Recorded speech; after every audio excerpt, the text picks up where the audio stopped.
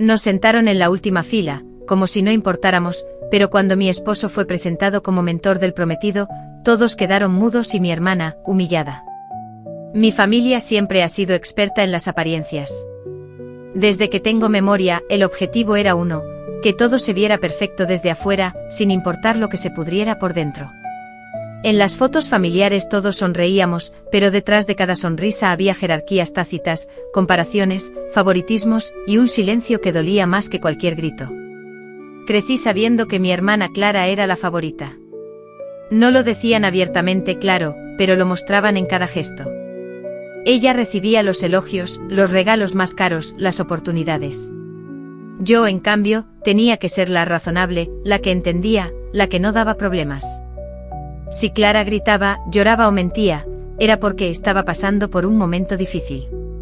Si yo me molestaba por algo, era porque exageraba, o porque siempre hacía un drama. Con los años aprendí a tragarme las palabras, a minimizar mis emociones, a convertirme en alguien funcional y autosuficiente.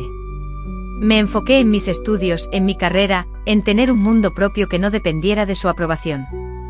Fue así como conocí a Marcos, mi esposo, en una conferencia de innovación empresarial. Él era tranquilo, metódico, con una capacidad para escuchar que me desarmó. Con él, por primera vez, no sentí que debía competir por espacio ni justificar quién era. Nuestra relación fue un bálsamo después de años de tensión. Él entendía mi necesidad de poner límites, de construir algo sin que los hilos invisibles de mi familia lo ataran todo. Cuando lo presenté en casa por primera vez, sus reacciones fueron exactamente como temía, tibias, evaluadoras, pasivo-agresivas. ¿Y a qué se dedica?, preguntó mi madre con esa voz que fingía interés pero olía a juicio. Emprendimiento, dije sabiendo lo que vendría. Ah, uno de esos modernos. Bueno, mientras no te deje en la ruina. Marcos, con una paciencia envidiable, nunca devolvió la hostilidad. Solo sonreía y escuchaba. Nunca buscó aprobación, porque entendía algo que a mí me costó años aprender: a veces, la única forma de ganar es no jugar. El evento que lo cambió todo fue la boda de Clara. Un despliegue de excesos, como todo lo suyo. Desde las invitaciones con letras doradas hasta el salón de lujo reservado con un año de antelación, todo gritaba estatus. Nos invitaron, sí, pero con semanas de retraso, casi como un gesto obligado. Yo no quería ir. Marcos insistió: a veces, hay que estar presente solo para que sepan que no pueden ignorarnos. Cuando llegamos, la incomodidad fue inmediata. Nadie nos saludó con calidez. Nos dirigieron sin mirarnos a una mesa cerca de la salida de emergencia, justo detrás de una columna que tapaba la vista del escenario. Era una humillación cuidadosamente calculada. La familia del prometido, en cambio, estaba en las mesas centrales, recibiendo atención y elogios. Clara, deslumbrante en su vestido blanco, evitó nuestro contacto visual durante toda la noche. Yo intenté disimular mi malestar, fingí estar bien, pero por dentro una vieja herida empezó a arder con una intensidad que no conocía. Ver a mi esposo, un hombre noble, exitoso y generoso, tratado como un adorno incómodo, fue la gota que me hizo cuestionarlo todo. ¿Cuántas veces más iba a permitir que me redujeran, que nos silenciaran? Porque ese era el verdadero problema, no era solo la boda, era lo acumulado. Las cenas familiares en las que yo era invisible. Los comentarios de Clara como cuchillos envueltos en seda: tu esposo parece buen chico, aunque no sé si es el tipo de hombre que una mujer ambiciosa elegiría. Las decisiones importantes de la familia de las que siempre nos excluían. Las veces que escuché decir que Marcos, seguro no tiene tanto futuro como aparenta. Pero ellos no sabían. No sabían que mientras nos menospreciaban, Marcos y el prometido de Clara llevaban meses trabajando juntos en una fusión empresarial que podría salvar la empresa familiar del prometido, que estaba a punto de quebrar.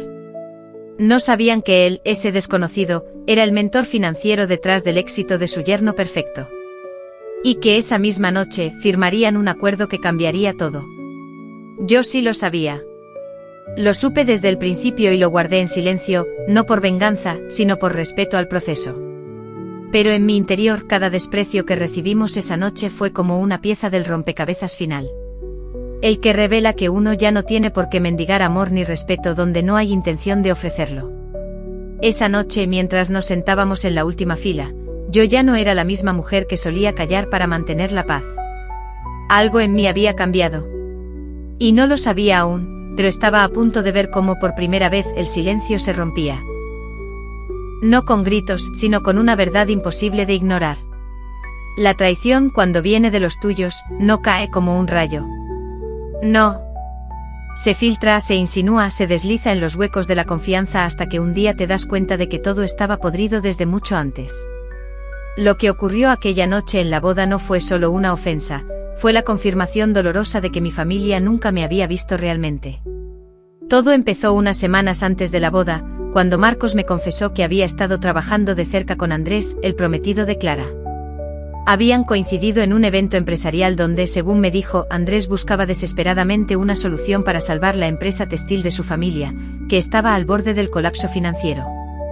Marcos, con esa forma suya de ayudar sin aspavientos, le ofreció asesoría. Luego, como el proyecto tenía potencial, decidieron aliarse. No quería contártelo hasta que estuviera todo firmado, me dijo.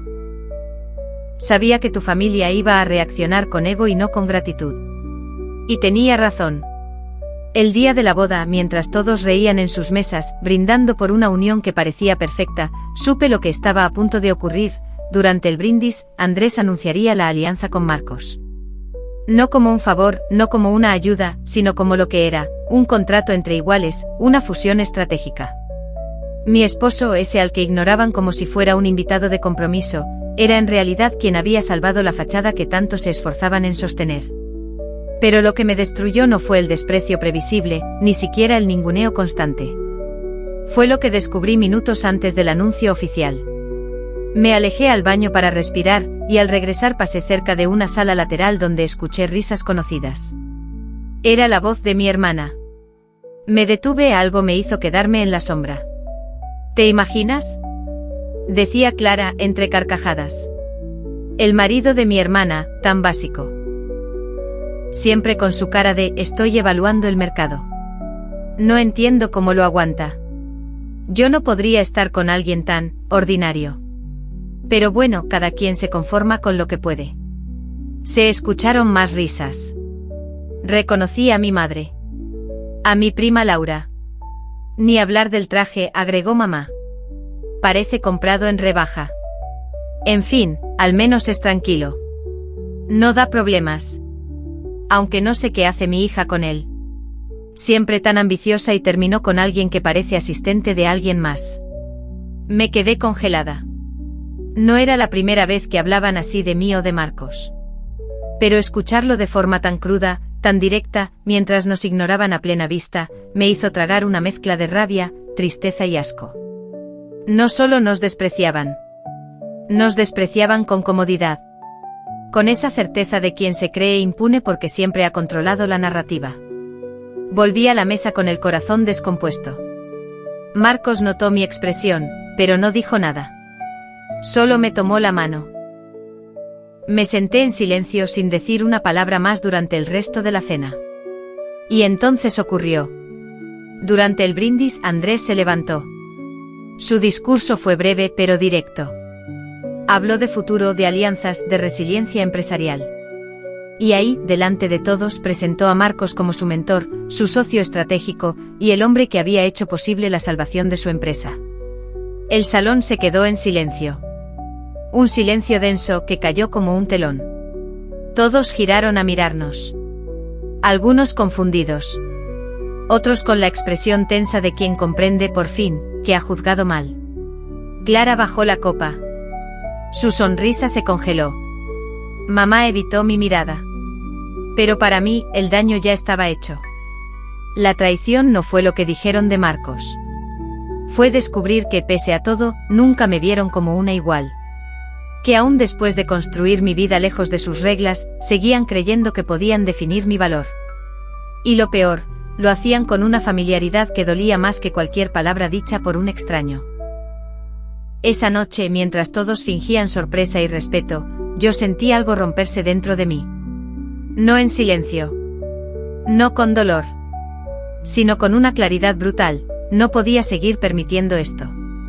Lo que antes me ataba, la costumbre, la sangre, la lealtad mal entendida, empezó a desvanecerse. La traición fue la semilla. Pero lo que vendría después sería mi decisión. Esa noche, después del brindis, no dormí. Marcos y yo volvimos al hotel sin intercambiar muchas palabras. Él me miraba con la misma ternura silenciosa de siempre, pero algo en mí estaba roto, y no podía esconderlo más. Me senté al borde de la cama y me quité los zapatos con rabia contenida. El vestido me pesaba como si cargara toda la hipocresía de la velada. Cuando me miré al espejo, no vi una mujer elegante disfrutando una celebración familiar. Vi a una hija usada, a una hermana descartable, a una mujer que había permitido demasiado por demasiado tiempo. ¿Estás bien?, me preguntó Marcos sentándose junto a mí. Negué con la cabeza. No, y no quiero fingir que sí esta vez. No era solo por los comentarios de mi madre y Clara. No era solo porque nos hubieran puesto en la última fila, lejos del centro de atención, como si fuéramos una molestia a tolerar. Era el cúmulo. El resultado de años siendo la diferente, la que no seguía el guión, la que incomodaba con su independencia. Desde que elegí a Marcos, un hombre tranquilo, trabajador, ajeno al drama familiar, me marcaron como traidora silenciosa. Lo peor era que yo había aceptado ese papel. Había asistido a cenas donde apenas me dirigían la palabra. Había callado cuando mi madre elogiaba a Clara como si ella fuera la única hija digna de orgullo. Había sonreído cuando mis logros se reducían a cosas de oficina, mientras los de los demás eran celebrados con fanfarria. Y todo por no provocar, por mantener la paz, por ese condicionamiento tóxico que me hacía sentir que poner límites era ser desleal. Pero esa noche algo cambió. Quizás fue ver la expresión de Clara cuando se dio cuenta de quién era realmente Marcos. O tal vez fue escuchar por fin, sin filtros, lo que realmente pensaban de nosotros. Fue como si todo el veneno acumulado saliera a la superficie de golpe. Y ya no pude justificarlo, ni suavizarlo, ni fingir que era algo menor. Estoy cansada de intentar encajar en un lugar donde claramente no soy bienvenida, le dije a Marcos, la voz quebrada. Él me tomó la mano. No me interrumpió. Solo esperó. No quiero seguir construyendo mi vida alrededor de lo que mi familia espera de mí. Ni vivir midiendo mis palabras para no herir susceptibilidades que nunca consideraron las mías. Necesito salir de este círculo. Lo necesito para poder respirar. Era la primera vez que lo decía en voz alta. Y aunque dolía, también sentí alivio. Como si cada palabra liberara un poco del peso que llevaba en el pecho. Marcos asintió con esa serenidad que siempre me sostuvo. Entonces salgamos, dijo. No tienes que quedarte en lugares donde tu amor, tu lealtad o tu verdad son condiciones para ser aceptada.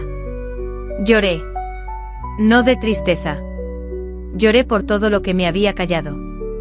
Por los cumpleaños a los que fui sin ganas. Por los comentarios pasivo-agresivos que normalicé. Por el miedo a alejarme. Por el duelo anticipado de entender que a veces la familia duele más que sana. Esa noche decidí que no volvería a mendigar aceptación. No sabía aún cómo sería el camino. No sabía cómo se vería poner distancia con mi madre o con Clara. Pero sí supe algo con absoluta certeza: si quería sanar, tenía que priorizarme. No más excusas. No más silencios. No más ceder mi voz por mantener la fachada. Mi punto de quiebre no fue una explosión. Fue un susurro firme que dijo: hasta aquí. Y aunque el miedo seguía ahí por primera vez en mucho tiempo, sentí que algo parecido a la paz asomaba en el horizonte. Volvimos a casa 2 días después de la boda, y durante el viaje, repetí en mi cabeza una y otra vez lo que quería decir. Tenía un nudo en el estómago. No era fácil confrontar a tu propia familia, mucho menos cuando has pasado años aprendiendo a callar para sobrevivir en medio de sus reglas no escritas. Pero había llegado a un punto en el que el silencio me estaba asfixiando más que cualquier discusión. Al día siguiente pedí a mi madre y a Clara que se reunieran conmigo en su casa. Lo hice con un tono firme, sin rogar, sin justificarme. Solo les dije que necesitaba hablar. Y para mi sorpresa aceptaron. Tal vez creyeron que iría a disculparme. Tal vez pensaban que me arrepentía de algo. No sabían que esta vez, yo llevaba la voz. Nos sentamos en la sala. El mismo lugar donde tantas veces me sentí invisible. donde las conversaciones giraban en torno a los logros de Clara, los chismes familiares y los juicios disfrazados de consejos. Ese espacio que solía hacerme encoger los hombros y dudar de mí misma, ahora lo observaba con una claridad distinta. No era yo la equivocada. Nunca lo había sido. Tomé aire. Gracias por venir, empecé. No voy a dar rodeos. Estoy aquí porque estoy cansada. Cansada de fingir, de aceptar un trato que no merezco, de dejar que la dinámica entre nosotras me siga haciendo daño. Clara frunció los labios y se cruzó de brazos. Mi madre ladeó la cabeza, como si no entendiera a qué me refería. ¿De qué estás hablando, hija? De todo, respondí. De años sintiéndome menos. De tus críticas veladas, mamá, disfrazadas de preocupación. De tus burlas, Clara, de tus risas contenidas cada vez que hablaba de mi vida.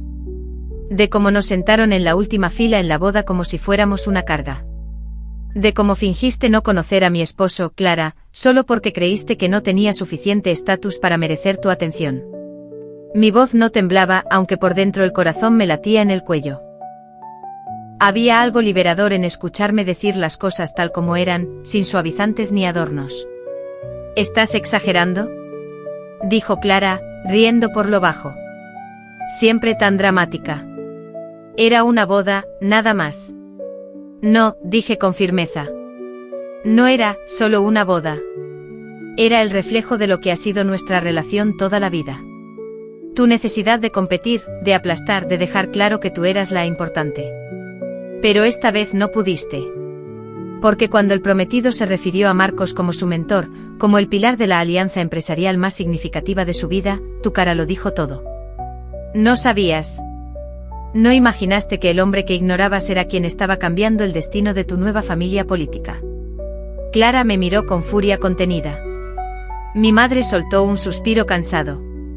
No deberías venir aquí con tanto resentimiento, dijo. Somos tu familia. Deberías saber perdonar. ¿Perdonar qué, mamá? ¿El desprecio constante? ¿El cariño condicionado? ¿La falta de respeto? ¿Tengo que perdonar para seguir encajando en un molde que me destruye? Porque si ese es el precio, no estoy dispuesta a pagarlo más. Sentí que algo se rompía, pero no en mí. En ellas. En la imagen que tenían de mí. Por fin me veían sin la culpa, sin la necesidad de agradar. Me veían entera. Dolida, sí, pero firme. No quiero seguir fingiendo que esto está bien. No voy a seguir asistiendo a reuniones familiares donde mi presencia es tolerada pero no bienvenida. No voy a permitir que sigan hablando mal de Marcos, de mi vida, de mis decisiones. Pueden pensar lo que quieran, pero yo no voy a escucharlo más. ¿Y qué propones?, preguntó Clara, con ese tono de desafío que siempre usaba cuando se sentía expuesta. Distancia. Límites claros. Yo decido cuándo, cómo y si nos vemos. Yo decido a qué conversaciones entro y cuáles dejo pasar. No voy a cortar el vínculo, pero tampoco voy a seguir fingiendo que todo está bien cuando no lo está. Ustedes también tienen que decidir si quieren una relación sincera conmigo o seguir con esta dinámica destructiva. Mi madre se quedó en silencio. Clara murmuró algo que no entendí. Pero ya no necesitaba respuestas de ellas. Necesitaba haber dicho lo que llevaba años reprimiendo. Me levanté. Eso era todo, concluí. No vine a pedir nada. Vine a decirles cómo va a ser a partir de ahora. Salí de la casa con el corazón acelerado pero en paz. Por primera vez, no me sentía una niña buscando aprobación. Me sentía una mujer adulta, cansada de las heridas, pero valiente como nunca antes. Esa conversación no lo arregló todo. No borró los años de dolor ni transformó mágicamente nuestra relación. Pero fue el inicio. El acto de reclamar mi voz, de mirar a los ojos a quienes más daño me hicieron y decir, ya no más. Y en ese acto encontré algo que había estado buscando desde siempre, dignidad. Después de esa conversación, sentí un silencio extraño rodeándome. No el silencio incómodo del rechazo, sino uno nuevo, casi sagrado. El silencio que viene cuando dejas de justificar tu existencia ante los demás. Pasaron semanas sin mensajes ni llamadas de mi madre o Clara. Por primera vez en años, no sentí ansiedad al mirar el teléfono. No sentí esa urgencia enfermiza de revisar si había algún comentario pasivo-agresivo disfrazado de cariño. Era libertad. Y también vértigo. Los límites que impuse no fueron solo verbales. Empecé a construirlos en acciones pequeñas pero significativas. Silencié el grupo familiar en mi teléfono. Dejé de asistir a reuniones familiares donde sabía que solo sería criticada o ignorada. Me di permiso de decir no sin culpa. Y cuando la culpa asomaba la cabeza, le hablaba, ya no me perteneces. No fue fácil. Mi madre me escribió una semana después de la confrontación. No era una disculpa. Era una nota breve, casi fría, espero que se te pase. No es sano vivir con tanto rencor. En otro momento me habría dolido, me habría hecho dudar. Esta vez la leí, la respiré y la dejé ir. No respondí. No necesitaba entrar en esa espiral de invalidación otra vez. Clara, por su parte, no dijo nada. Pero su silencio tenía filo. Me enteré por terceros que estaba contando una versión distinta de lo que pasó. Que yo había armado un escándalo sin razón, que siempre he sido muy emocional. Me reí. No de burla, sino de alivio. Porque ya no me importaba controlar el relato. La verdad ya no necesitaba defensa. Yo sabía lo que viví. Y por primera vez eso bastaba. Marcos fue mi ancla en esos días. Me recordaba con su sola presencia tranquila, que había elegido bien al construir mi nueva familia con él. No necesitamos tener la aprobación de nadie para validar nuestra relación. Ya no. Hubo momentos en que dudé. Una noche, al ver fotos de una comida familiar a la que no fui invitada, me invadió una nostalgia amarga. Pensé, ¿y si me estoy equivocando? Pero enseguida recordé lo que me llevó hasta ahí. Recordé cómo me sentía al salir de esas reuniones, pequeña, agotada, rota. Y entendí que extrañar algo no significa que debas volver a ello. Poco a poco los límites se volvieron costumbre. Dejar de explicar mi vida se convirtió en acto de amor propio. No todos lo entendieron, pero yo sí. Y eso cambió todo. Ahora elijo. ¿A quién dejo entrar? ¿Qué conversaciones sostengo? ¿Qué energía permito cerca de mí? La familia ya no es sinónimo de obligación incondicional. La fam. Estos límites no son muros para aislarme, sino puertas que yo decido cuándo abrir. Y en esa decisión, encontré algo que mi familia de origen nunca me enseñó, cómo protegerme sin dejar de amar. Crecí con la creencia inamovible de que la familia lo era todo. Que había que aguantar, callar y perdonar siempre porque al final, la sangre es más fuerte que el orgullo. Repetíamos esas frases como plegarias, como cadenas disfrazadas de lealtad. Pero esa lógica me estaba destruyendo por dentro. Elegir la paz en lugar de la obligación no fue una decisión repentina. Fue un proceso lento, doloroso y profundamente liberador. Hubo un momento, una noche en particular, en que lo entendí con claridad. Estaba en la cocina de casa, sirviendo 2 tazas de té para Marcos y para mí. Él estaba leyendo en la sala, en silencio como hacía siempre. Y de pronto lo vi, la calma. La seguridad de su amor. La aceptación sin condiciones. Y entonces me pregunté, ¿por qué sigo intentando obtener de mi familia algo que ya tengo en mi hogar? ¿Por qué sacrifico mi bienestar solo por encajar en un lugar que me rechaza cada vez que intento ser yo misma? Ese fue el clic. Me di cuenta de que no quería pasar más cumpleaños fingiendo sonrisas, ni cenas navideñas tragando humillaciones con cada brindis. No quería seguir participando en un teatro familiar donde yo era la que siempre debía ceder, la que siempre debía pedir perdón, la que debía adaptarse para no incomodar a los demás.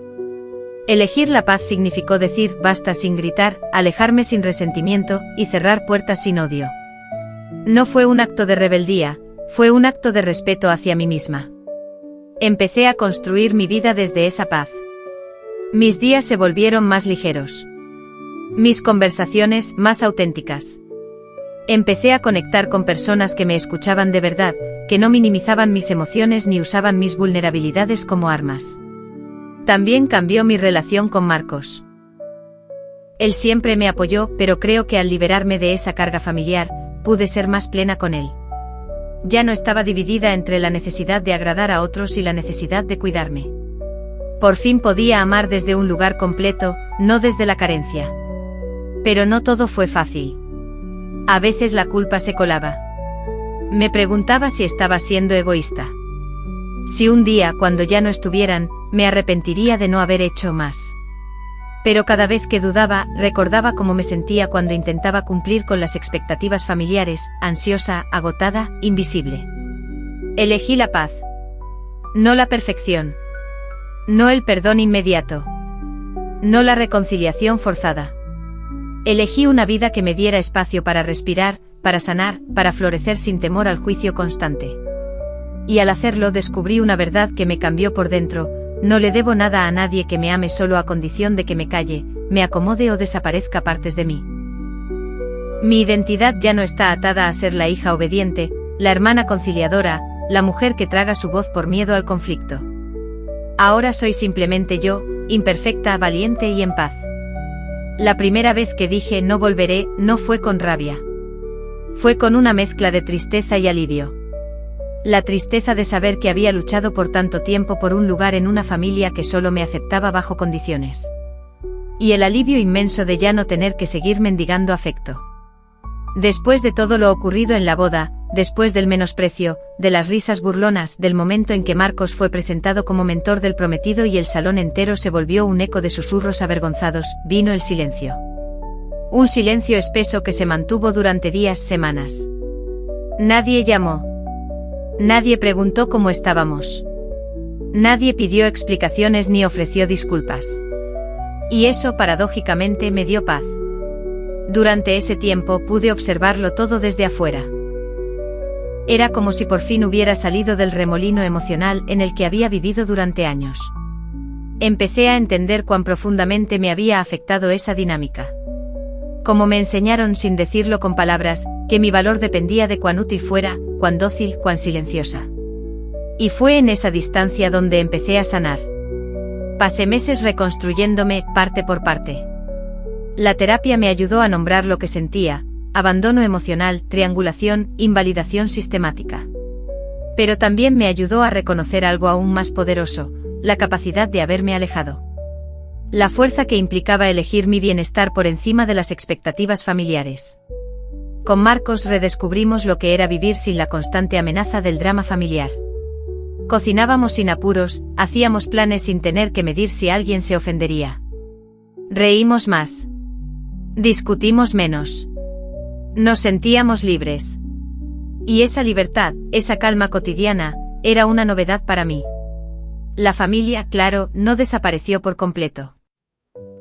Hubo intentos de reconexión. Mensajes breves. Comentarios pasivo-agresivos en redes sociales. Incluso una llamada de mi madre, meses después, preguntando si exageré todo por influencia de Marcos. Esa llamada fue la prueba de que tomé la decisión correcta. No exageré. Viví. Sentí. Aguanté. Y luego elegí no aguantar más. Hoy, sigo en proceso. No me considero curada, pero sí consciente. Y con esa conciencia vino una nueva versión de mí, más firme, más compasiva, más despierta. Mi visión de la familia cambió. Dejé de verla como una entidad sagrada que debía soportarse a toda costa. Ahora la entiendo como una red que debería sostener, nutrir y cuidar. Cuando eso no ocurre, el deber no es permanecer, sino protegerse. He aprendido a formar familia con quienes me cuidan de verdad, aunque no compartamos sangre.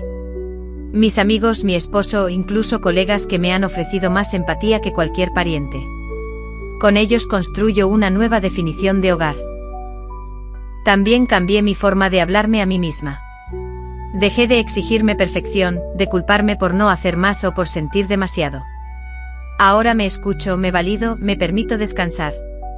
El crecimiento no llegó de golpe. Llegó en forma de decisiones pequeñas: no contestar mensajes hirientes, cancelar una reunión familiar sin culpa, elegir cómo y con quién pasar las fiestas. Cada elección fue un ladrillo más en la construcción de mi paz. Y aunque aún hay días en los que me duele mirar atrás, en los que me pregunto cómo habría sido si todo hubiese sido distinto, también hay algo que ya no me domina: la necesidad de aprobación. No necesito que me entiendan. No necesito que me perdonen por haberme ido. No necesito su validación para saber que hice lo correcto. Porque al final, elegí mi vida. Elegí mi salud mental. Elegí rodearme de amor real, no condicionado.